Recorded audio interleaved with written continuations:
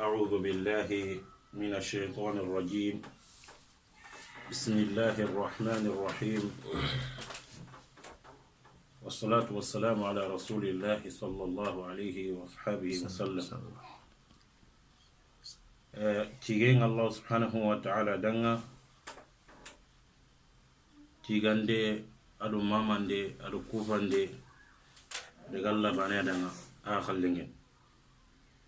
ودالله تيجا ودالله سبحانه وتعالى ماما ودالله كوفا الله كيبي كنا نجرا غدنا نو يمبودو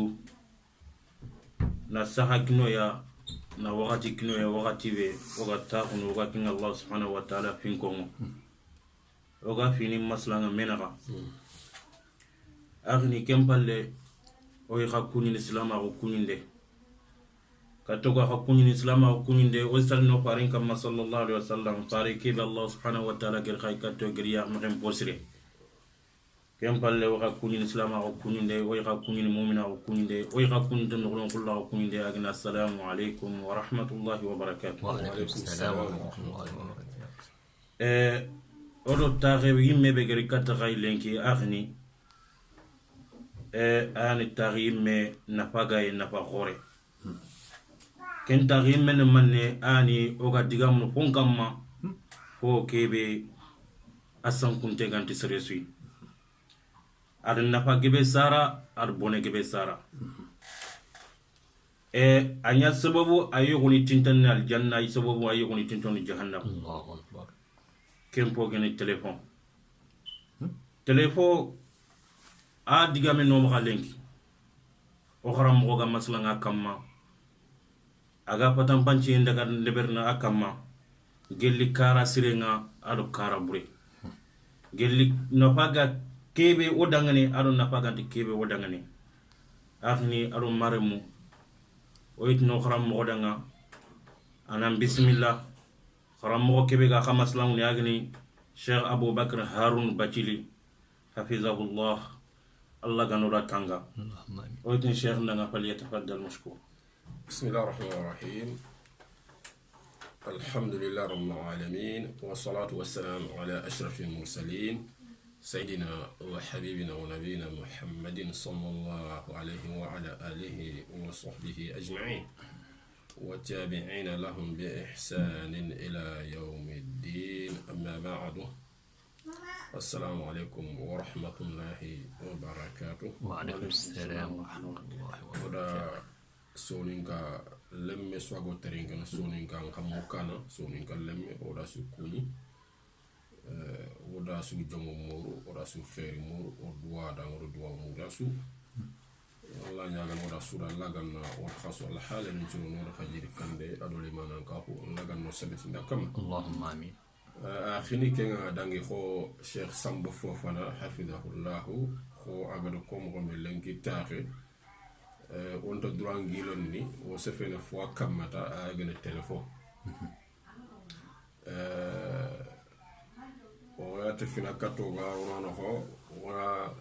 الله دالينكو الله قدالي وسخر لكم ما في السماوات وما في الأرض جميعا منه إن في ذلك لآيات لقوم يتفكرون.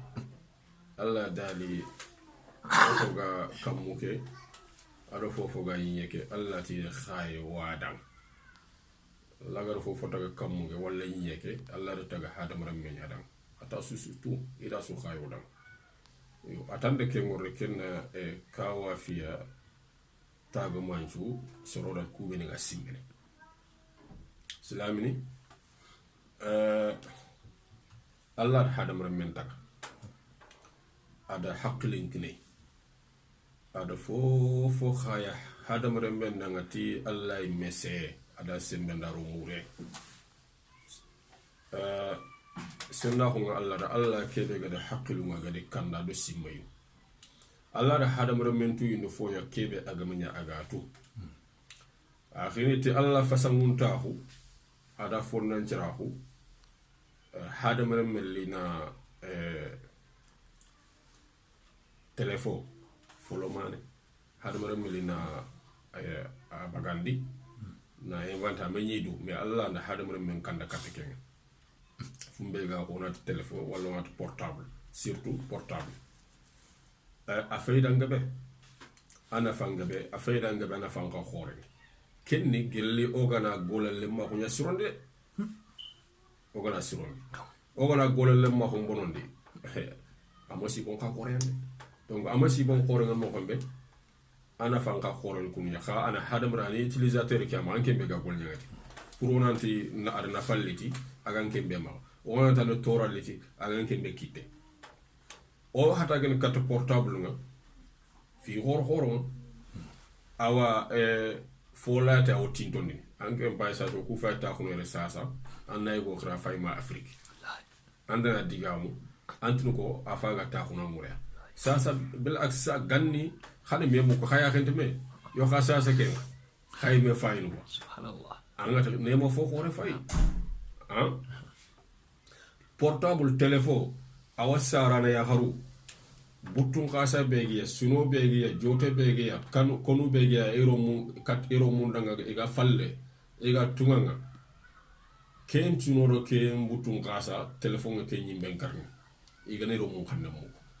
wutila mane no anna magri kir ma nyane mena ko to ronda kay kana me kun jote be ga nyamma ndille men kanne mo sa ana nyaxay anna nyaxale la ma sondo men ko ti téléphone kadi sumpuni mo sonin tay sumpulate serem pay ma afrika na khiranda na me kuni kana me khanda ana nyaxale an kana nyaxale me njangu khanani ina me kuni tay awo tunte ndemana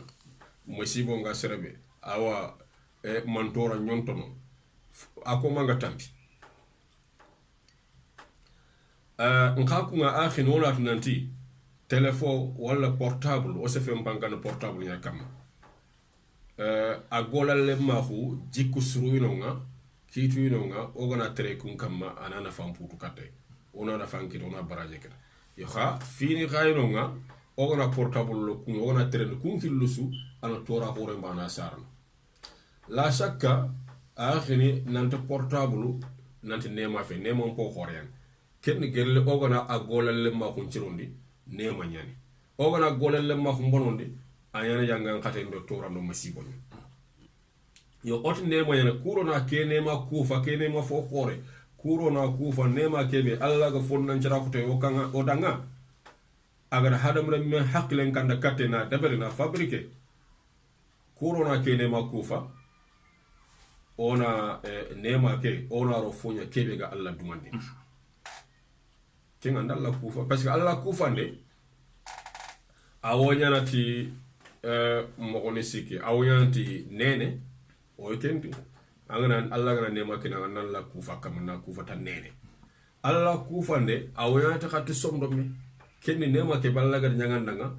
an chondo men na qireta na dungeta nan tanki nyimbe goto en dangara dan cembe na burguma ko ke kina an chondo men na qireta kenna mpaga alla kufa nema kufa nde ya khati sufuni aga ne ke portable be hadamare men sufuni yaga dabari hadamare men sufuni yaga golnyanga te khadi bawno portable ke men to golnyangondi anke nya faga wutu anga khirin tando serenga digamu anke nya faga wutu anga video bu image bu nyang khadi nano donc anga na ro fonya kebe aga alla dumandi anda alla kufa kene makama nema ke khada ana fanne ile katanga duna dinankara ado duna dunkara kenya fi dantanto ino ngo oy mo lona akhini oni haqilu mundu kata kumpi dantando serasu anga portable nyaga ma anga utiliser ne anna drogoto kumpi dantando ga ro kubenu banni na gam do wat awalan fi fana ala al muttasil al bad'u bi tahiyat al islam sereke be ga telephone nanke be ga telephone de angana telephone nangar sereke be khiri agana telephone de croisé anna joponta man anna jopata assalamu alaykum kan fi fana magati tare telfa alo e kona animina anya kam ay a jopoto silama hu atagu mo temin numan assalamu alaykum a jopoto kenya ayana khani en chabobu ningwa ana kuni ndeke da ana khani en chabobu silami ni menama magati bonjour te assalamu alaykum en tant que islam te assalamu alaykum باونا النبي من صلى الله عليه وسلم نبتي أولا أدلكم على شيء إذا فعلتموه تحاببتم سعيد من تحاكي أتأفشوا سلام أفشوا سلام خرطوين الجنك مينا دونك أنغاكي فايما أفريقيا فايما أمريكا ولا فاي جماني كي منو خاند مكة ولا خاند كوندا باني يميا أن خري تي السلام عليكم يوها أن خري أنكو سانغا جنو كامو كوين أثنا إيه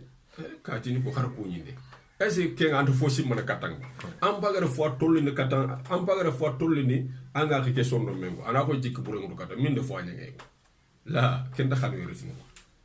ana xanu en tan ya sara ko donc faare ndo xaram ndo kenyay ona kuyine jank menara xagana faten ma xagara telephone xagana takke xana assalamu alaykum xana joppatu kuyinde anken be kuyinde anken be xirinde anyan kuyine ko kitere xana jumu ko khanda sere manata assalamu alaikum donc awunyete kiyinde araken de kunyinde kian fi fana be wage mulona akhini wono haklu mun ko fi lande al iqtisad wal ikhtisar fi al mukalama sere nam maganya leru mu nga telephone ko khakunu mané ko ngi leru mu har mané ko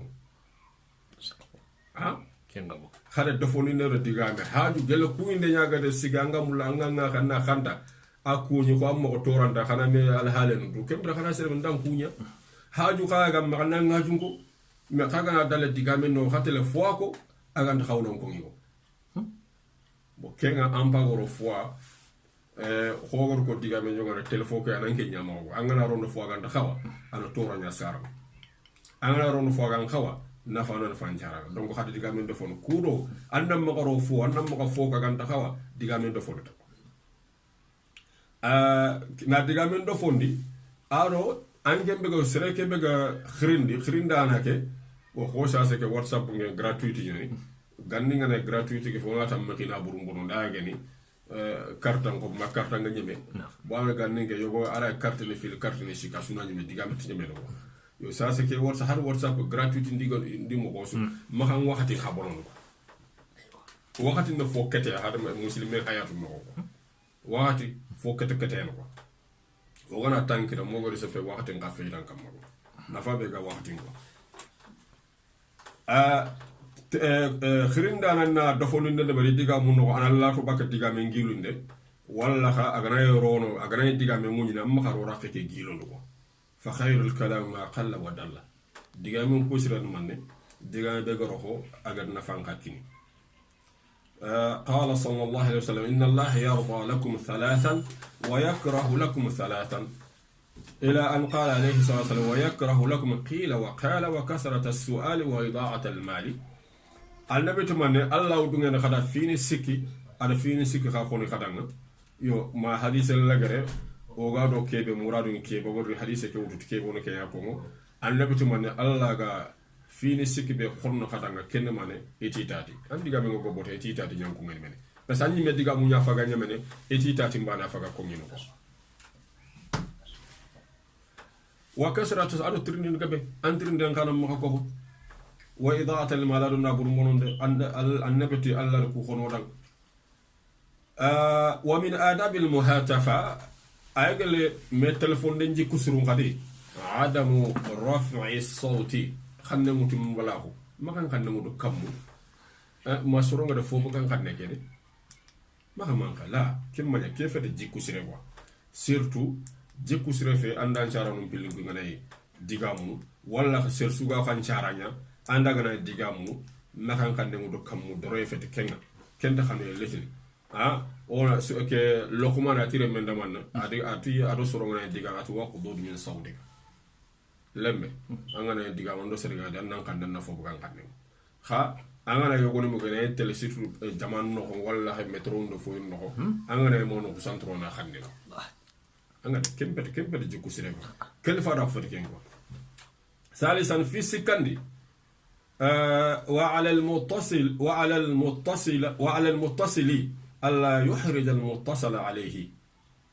بقوله هل عرفتني بما سريكي بيغا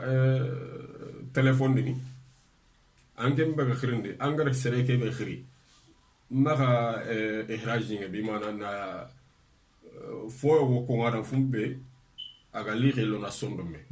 anga tina est ce que yintu finamba anga na seren khiri ambe ga khiri me du ko ngara maka tan yintu anke mbe ga khiri anya nan to ko anyi mero du ko ngada ana khagana aga nan telephone anga da kunya tinge kati fulana ko mais pour la warna sar ne ku iku ngi do firi kere ko iku ngana khirndi negata muse fulana kati fulana ga la parengo iku ne kenya ko yo ku kuntna eska ngintu mais est ce que ngan dañan din cricket anyana mo wanyanti nyati anna din kala kati fulan donc ma hat diga me soko diga be aga kapalle ma aga fo tasina sombo me ona hadith entaringa جابر بن عبد الله رضي الله عنه ماتي أتيت النبي صلى الله عليه وسلم فدعوت أتيت كوتا يقول لي النبي سكتا خايا هنا الخيرها النبي غانغو فقال النبي صلى الله عليه وسلم من هذا النبي كوغان كي غانغونا جابر تمال فقلت أنا أميدو كور أميتين كي كاتفون أتين كانوا فخرج وهو يقول ديغامي كي مكو من النبي بوغاتي أنا إنكي نو أنا تخو ياكم donc an kembe ga khirndi ke hadise kundo aya ko bawno jabir kel lesi ga gangu bo an kembe ga telephone ngar serenga an gar gangu amen an gar gangu antinan ke kati fulana assalamu alaikum kati fulana yo woni yimme ina message to portable inti to ko yimme ko an ke yimme takatu walla ana ojo to xam maka an na tringa tani man min manta tun serbe yimme gal ko bo angana akaman na ila nam kata min jabe ndo ojo ndara ando man to amen min kanentu entin ke katu flami haku sara ko taxay ko pour ndam la anke jama mo ko ciro makat sara ko de jelgin na ñay ko ambe ga den khiri ambe ga ro jongo rimma ayanti ni ke katu fulane ko ana tanki da ni kha nga mantu ke tan kam mata ngi jelgin kem pete telephone de jiku sire rabi'an fi naqtani wa 'ala al-muttasili alla yusi adh-dhanna bil muttasili bihi telephone dana ana maka jikki bure mutu kati agar sereke be telephone ko kandi ma gella ganay agama a telephone de ko iza lam yarud ande seren khiri aman telephone de ko fatam binde nyana ken de bar siri anan khilla manga nutu ifo anda auto kirn manga nutu ko misale sa nge kharal le ke sa ngana kharamun lante telephone o hakkati ni ngam ko ta ben naro mode avion bo hakkati ngana mungu maro mode avion to ko solo me lanto ko bo kun kama ina ko to ran kira man telephone ko yo no kun no ran ambaran telephone yo no kun ko yo ambaran telephone ko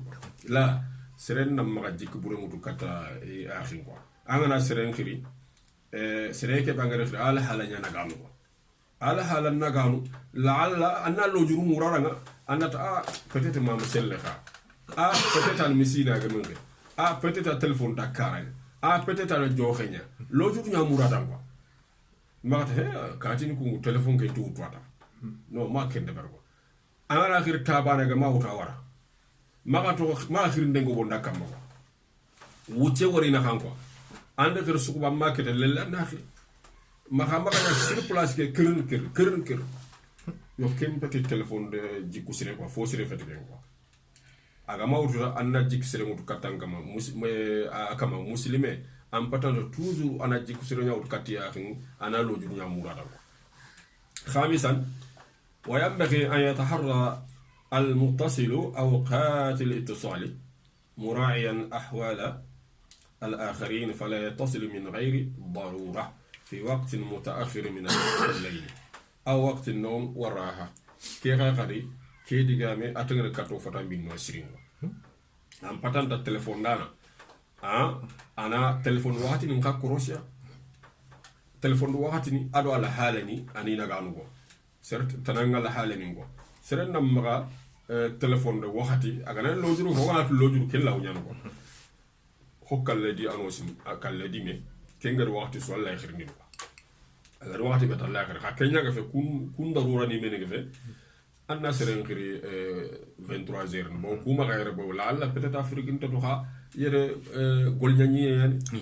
à partir de 22h ma seren khiri sofu nga sal ma seren khiri 22h 23h non ma seren khiri ko wala ka xel ko wat wala tumu wat kayelo la salfa la gasaran na bo ku ngati na ka fete wat seren ko donc khirindana wakati ni ka korosi ko yo surtout wakhini o maro be ga afrique yo odinte me kamma bo hakkati ni yogoni khirni leeru ana anke ni khankana bo anga man téléphone lo mode d'avion wala nga makari ana ko sangundu ko yo ona téléphone wakati ni gona ko ka korosi ko sadisan wa ala al muslimi awajab islami su kamma an yahdara wa yatathabbata min al ittisal al khati aw al abith bimana muslime su gaye ana du korosi téléphone do bure wala téléphone debe aga tora nyaari ti wanda fo mu ta faw katanga labana anna ko sa sampi wala na ko ko do téléphone do bure message bure ada sikanga belleti ada kanin kara anda fo mu ta na ko sa sanke kurumanga alla dal ya ayuha alladhina amanu in ja'akum fasiqun binaba'in fatabayyanu an tusibu qauman bijahalatin fatusbihu ala ma fa'altum nadimin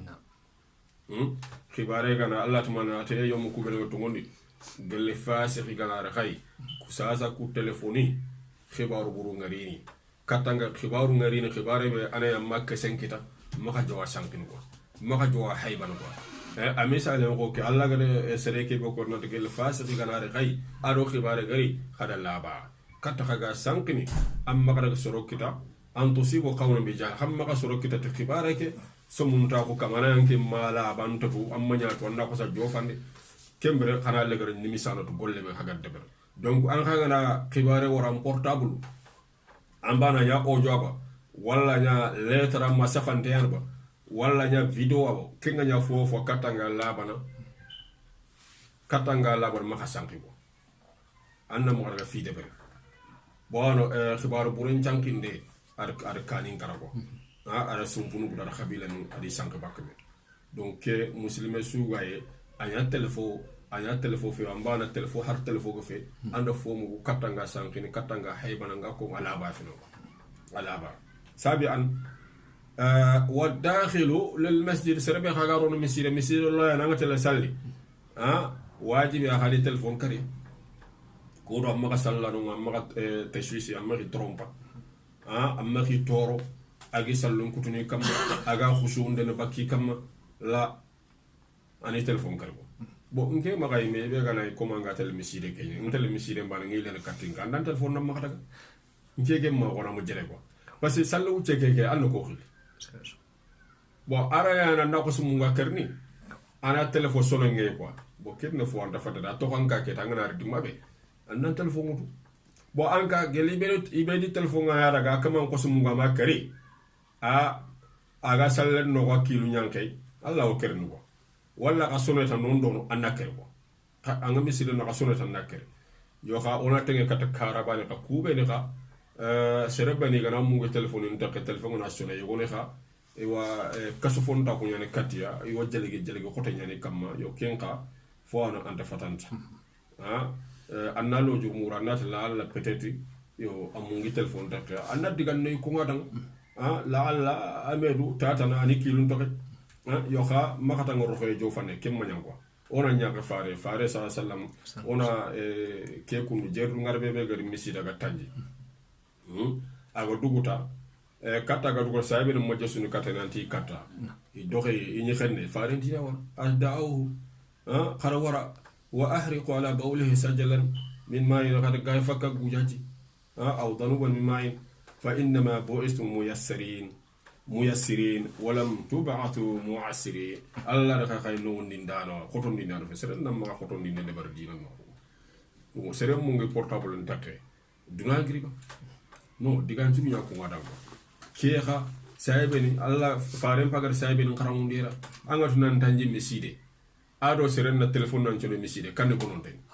la sa ka seren nan tanji miside bonkar wala miside no wala fonkar kenya bono dina telephone ken nan chono ka kesu faaren sina war la alla e gana jesunde kunu sa wala ga no ko bare mekhindin agana hawja fay no goda mekhindin aro khadi agani tanji ke wontan ko dana da watte faaren dina war ke hadith riwayatana e do konant ke go duguta faare ngara kharamu nanti yere feti miside feti ke tanjire remene ke yere na lambetire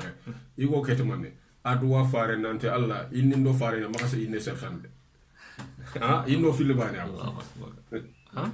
ha donc serenda maganya bo kufini meni digancire na digamen ko mo ko siren ko na mungu na lo jugo murata anata ba peut-être mungu ko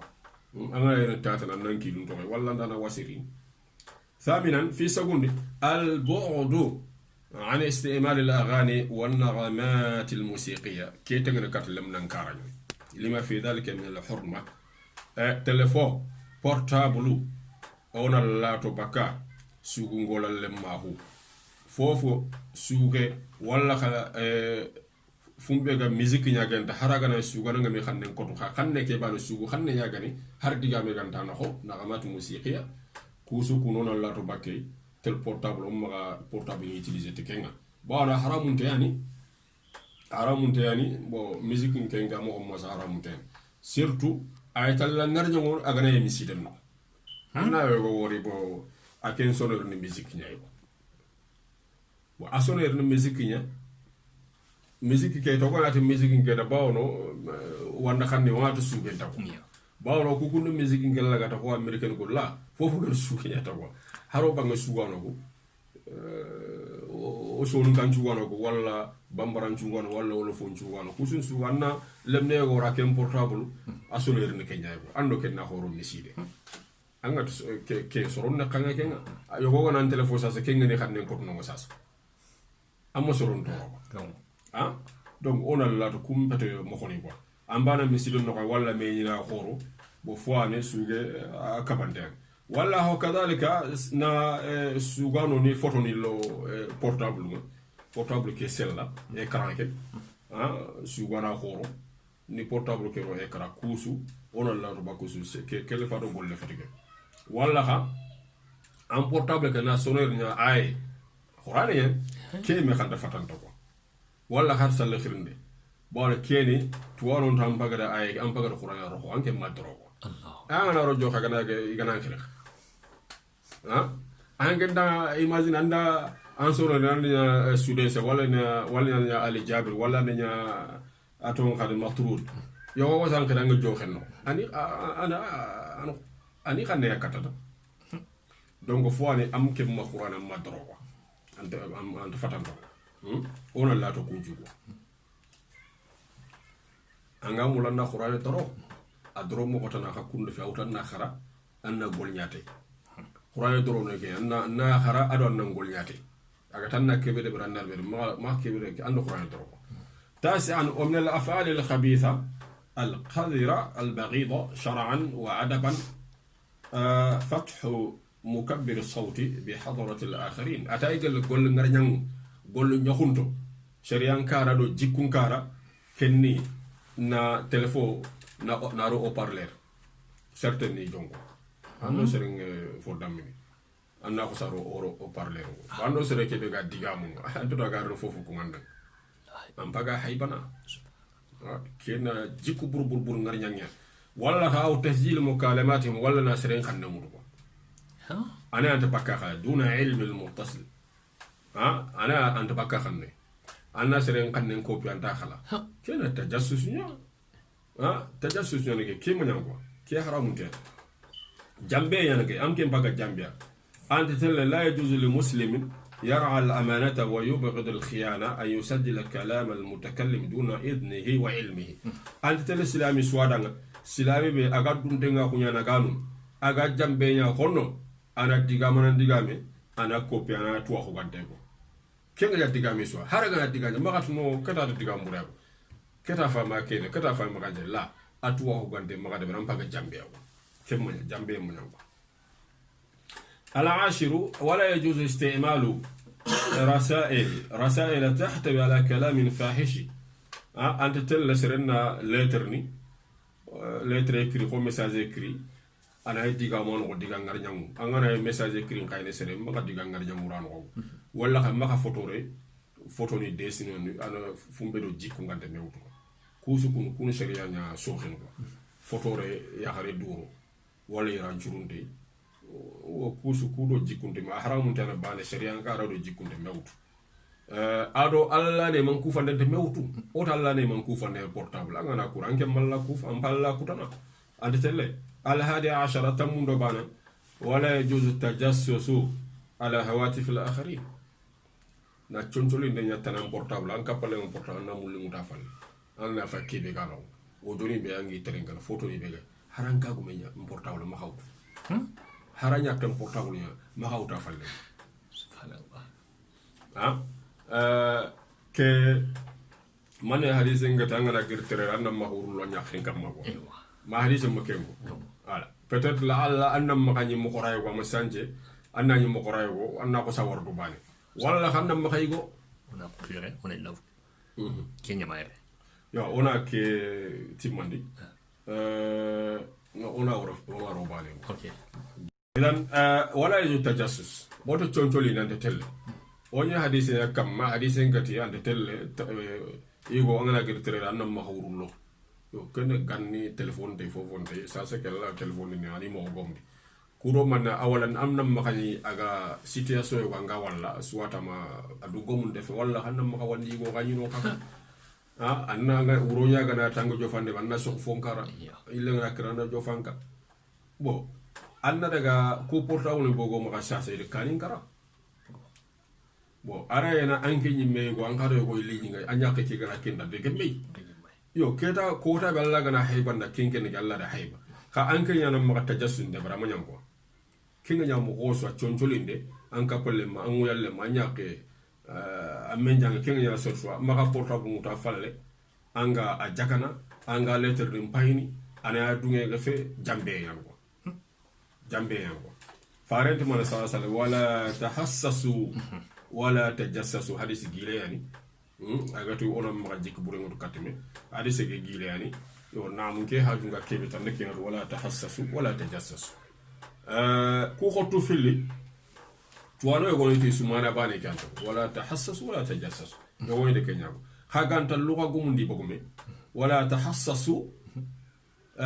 min al hassa aw tubaka sufenya min al hassa minha al hawas al khams sufunu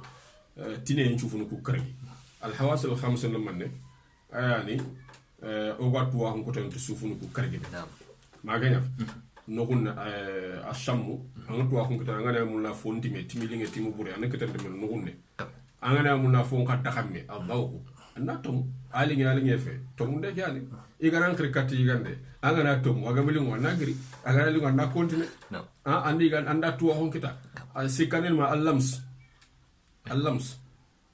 memende amar lemne ngana lemna lamane agara kharang atuwa fo aga tuwa fon be aga muru fo ken lamsike amule mo ngana kite fofa kite parce que agani kite lo fonga à la fois tuna ese kiem akasa penuma toreba ça fait akasa pefe wala torente anyana man ana rorat hari mberaut arayut ka torenga sana waro donc lams afay kharanga kum donc aga no uti kita ga mo tore warata ana de raxen wa gele taxame ga yewa en al-dhawq ash-shamm al-lams o de sikoku al-basar mugue foyo ankata mu quoi ana anto wala ko al-basar woriye ya fi afwa ya woriye tuwaxu be ga utundi ya ngati kenga benni ma ke ya bo karagani man asama muke donc tuwala ngonto wala tahassasu ke et sufunu ku karage suro ke no sufunu ku karage suro baynama wala tajassasu min al-jis an al-ikhtibar shay bil yad bima nafunga nawre ba na jarbi tikite donc wala tajassasu ke ken sufu bana wot wala tahassasu ken sufunu ku karage suro donc ma gasere an kapallema maga finin korosa haybe en koros tan chufuni puso wa tuwale wala gati wala tahassasu wala tajassasu et tahassusu ke ken kempe anga kebe wala danga kebe muku aranga kebe wala bi maana bawlo foye goyi anka tutella teringa kantu mulina tunan tangono ko alla tele sige tege pallege anga teringa ko fo ka na du nok nukulate ya anga fa nga gugan ko yo wala tahassus ma ke de branka palle ma ngay be yu ma fi korosta nya ko ndam mu yu ko wala tajassasu kenena a hayba yu afutundu fini na kunya korosi aga na diga mu na ba aga na fo fa de berni anga mulanda legun kitay ko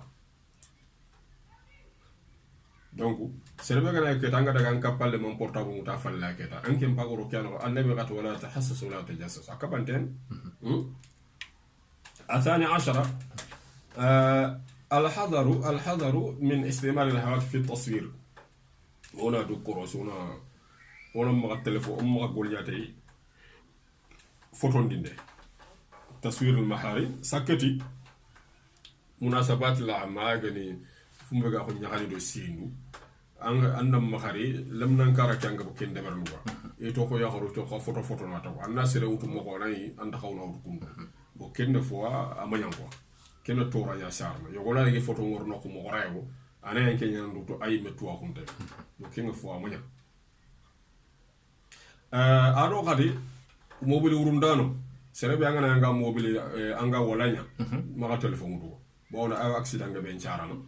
kallenga be Allah to wala tulku bi aydikum la tahluku donc anken wala yakata anga telephone accident ga ya konni ani man da bani yo ken fo amana telephone kadi kenni gella gana ser surunga na fanke tere ser burunka kunga da ibononta kun champete sir fumbe ga ko gol burnyangano droga gano ado ser be ga soron changundini kungar telephone nya surumade yikilu ku talankumo ona Cheikh Simbra ona mamana ampalle dan jontu parce que angenga ke kille be kam ko na tuano na video de mutu ne sankri kenni serebene ga ku telephone rono kille bure anke mbaga kun kille ya gajam kunu Allah ganna braji Allah ganna muyimpu Allah inma jazaa'u alladhina yuharibuna Allah wa rasulahu wa yas'una fil ardi fasada أن يقتلوا أو يصلبوا أو تقطع أيديهم وأرجلهم من خلاف أو ينفوا من الأرض ذلك لهم خزي في الدنيا ولهم في الآخرة عذاب عظيم سربني إيجال يا الله دي فاريا جاجانا إيجال ترى ينيا كم كورو بنون ديندنيا إبراج نمان كل ما سكانو مثلا يقع بنون دانون شورو كوينو سربني كا سربني دروغ غولنيا أنكارو كينو أتوقع نمان أن يقتلوا ini kari wala ini kutun jiti wala ini kitun kudu ditani ni sokhin me kitite no tano gengu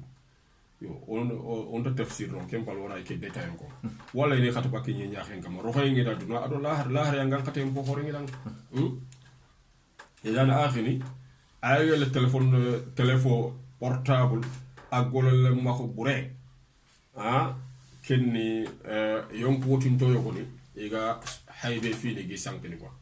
kube ni ga tokkindo soro lebuni ege sankini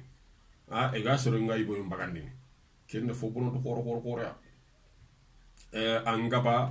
angara yoko gebe ni ga bogutu ken chabo bunga ka gebe ken karate ken chabo sumbulu gutu ken chabo bunga fare sallam kota ko sege minbarin kamatiya ma'ashara man aslama bi lisanihi wa lam yufdi al-iman ila qalbihi la tu'dhu al-muslimin ولا تعيروهم ولا تتبعوا عوراتهم فإنه من تتبع عورة أخيه المسلم تتبع الله عورته ومن تتبع الله عورته يفضحه ولو في جوف رحله فارق كوتايو أشغل منبرين كما سلامي الجماعة سربي أنغا مسلم أكو تنيني لمن أنغا هنغو مرانشون ما خمغا سلامي نمتورو خمغا إليبو خمغا السفا خمغا بخو خمغا توكي دي ليبو فيني إيه هاي بي فيني سربغا توكي دي فنو مسلم آخي أفنو سلامي نان توكي دا هاي بي أنغا مولاناتو أغا كيبي كمان كانارغا هاي با إيغا دا خطا قول نيان كانغا نينا فييو أنغا نينا ليلنا كنن لغتاي أنغا دا كينكو أنغا مولاناتو نادا كو مننشي كدا خطا قول نيان كا مننشي كدا ورا مننشي كدا قول إلى آخري يو السربغا كنن بي الله خا توكي نانغا هاي بي Allah gana tokki di be haybe lebunu Allah anangay bana haranga yankan nokon anangay bana angay yo bana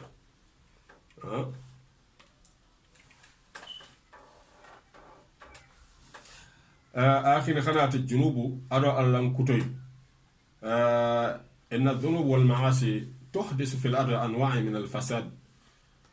يانغوني غولو برا دالان كتوي إن نون جبي أغسوني نيا خين كما دو بوني جي أدو donga itromu kusi masi konjo fil kusuya Allah tamane dhahara al fasadu fil barri والبحر بما كسبت أيدي الناس ليذيقهم بعض الذي عملوا لعلهم يرجعون وكي البلاو بينهم كي كورونا رو كنتنا كتير يوم ظهر الفساد في البر والبحر بني كن ينبغي دون دو جينا كن كاكتي من أسمعهم كده سرون كدونغر كبير دبريا بولو برو بدبري donc wattu buru ado kentena musiboni igana gogo soro nyanya sababu wa Allah til kende bar manne li yudhiqahum ba'd alladhi amilu kure ni tomun fo nyangan kate yogo be gade bar gollu buru ko be ni gade bar ina yogo tomun di ko yangan kate la Allah yarju mi usage ni falle me yillene khasron nga finni kane ma khas watte na har adu rasul sallam ada su korindi soro nga finni kane ma yan fofo suntu duna ado la hara tora ya gani watte ya gani tora ya gani gantata sababu ngani yangonya gollu buru Allah kutay فتنني فسبب المصائب والفتن كلها ولغ فسبب المصائب والفتن كلها الذنوب فالذنوب والمعاصي ما حلت في ديار إلا أهلكتها مصيبة ندو فتنني سوسو ادو يانغوني سوسو سببو akite manne akite kuteyu Allah kuteyu junubuni emo yanka kani so no gantati ga kunkani karna emoro somdo meso gantati ga somdo muku finkindina emoro fete so gantati ga fete ke yangan katana emoro umma so jama so ganta umma ke iga rokono emoro yonki so gantati ga yonki ke bonondina ona tunanti ke ona ke yugo terga qala bilal ibn sa'dati la tanzur ila sighar al khati'ah anga de king ola da nyane king men anda ke junubu la mane king la atamaga junubu roxo yem payde junubu polo man maka kem payde walakin undu ila idam man asay sere kebe yam kemene kebe anga do kuta kinya xore yem payde ndiki ke kama xore alla ya fay quoi alla kebe xore ngeni aga xore ha kembe gadi dun ta kinya fay maka junubu kele mano yem payde وقال بشرتي لو تفكر الناس في عظمة الله ما عصوا الله atsoro nganjimme alla khoreya gafintalla kutana ya ha komo ganta simendo kenga yo alla kutenga gobo akhini o dakhawa sikira alla ko wondi alla ganna o dakha sude mo telephone ngola lemma ko posire aganna onya alla neman ku fandono o ganta nga alla danga fisringal alla to goni neman ku fayna foko fay yo ha on tete téléphone yi média ton tete na haram den kenn serebe anga gol nyanga tay mo kombe téléphone kundu télévision kundu ku gol nyanga ku be go maka asunu kundu ya ka falla kum bille anga ro khair la ana khair mpudu katang anga ro bonel le kan bono yar sinde yani Allah ganna do khasul gal jiro hada sallallahu ala sayyidina muhammad wa ala alihi wa sahbihi ajma'in alhamdulillah rabbil alamin wala la chiga